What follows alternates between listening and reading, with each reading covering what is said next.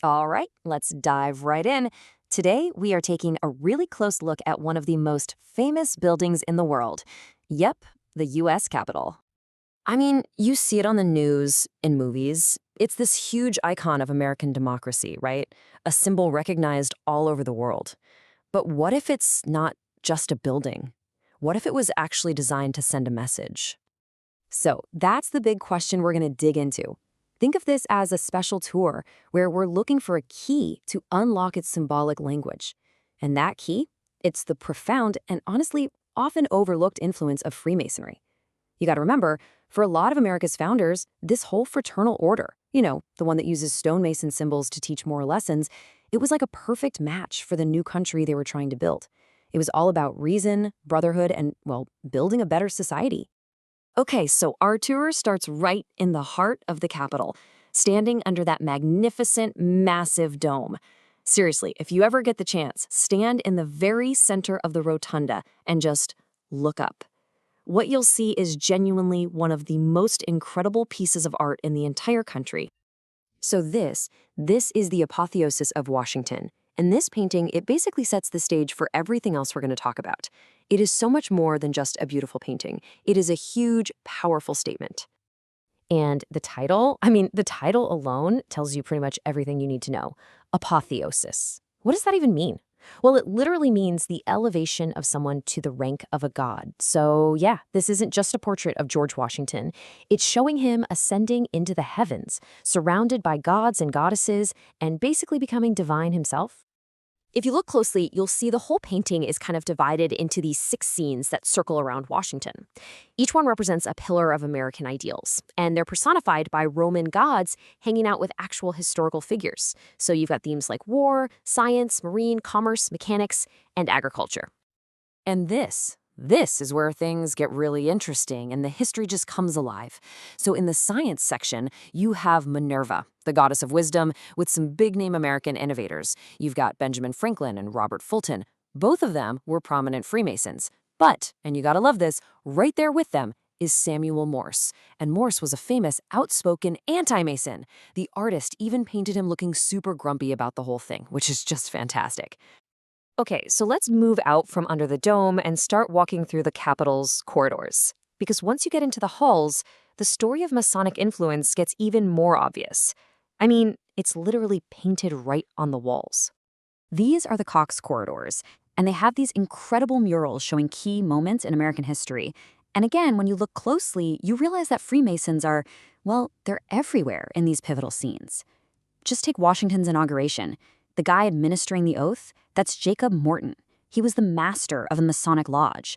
And the Bible Washington is being sworn in on, Morton brought it from that very same lodge for the ceremony. And it wasn't just a couple of guys in the center of the action. So many of the other key figures standing right there were also Masons. The list of Masons at that single event reads like an absolute who's who of the Revolutionary War and early American politics. It's pretty amazing. And this pattern, it's not just about the founding of the government itself. It goes back even further. Take this mural of the Boston Tea Party, an event that happened before the country was even officially a thing. Well, where was it planned? At the Green Dragon Tavern, which just so happened to be a very well-known meeting spot for a local Masonic lodge.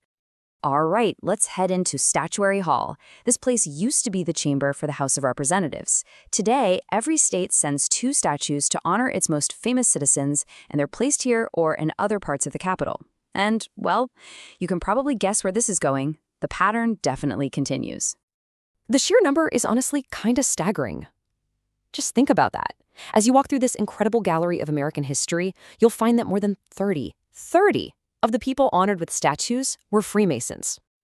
So, who are we talking about? Well, for example, you've got Henry Clay from Kentucky. He was this absolute giant of politics, the great compromiser. But he was also the Grand Master of the Grand Lodge of Kentucky. That's the top Masonic job in the whole state. Then there's President Andrew Jackson. Now, look, his legacy is definitely complicated. We all know that. But his Masonic connections, they are undeniable.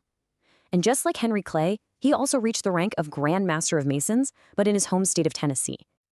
And it's not just presidents and national political stars. You've got governors too, like Lewis Cass of Michigan. He was a huge figure in westward expansion, and guess what? He was also the very first Grand Master of Masons in Michigan, a foundational figure for both the state and the fraternity there.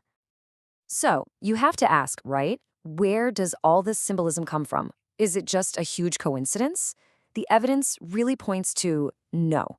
In fact, you can trace it all back to one single day, right at the very, very beginning of the Capitol's construction.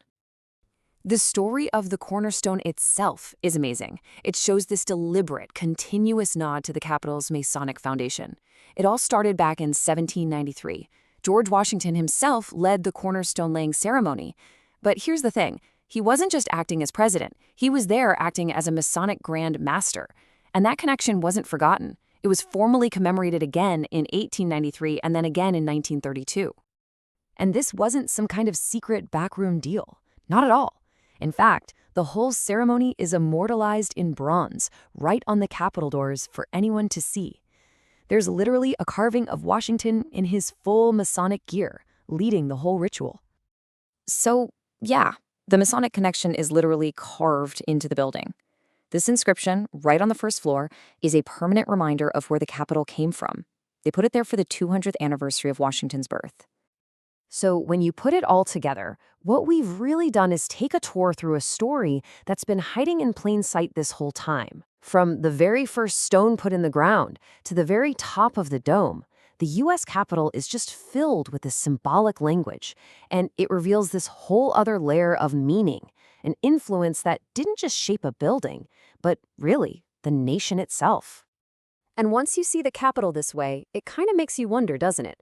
What other messages are hidden in the symbols, the buildings, the art that we see every single day? What other secrets are hiding in plain sight all around us? Something to think about. Thanks for joining me on this one.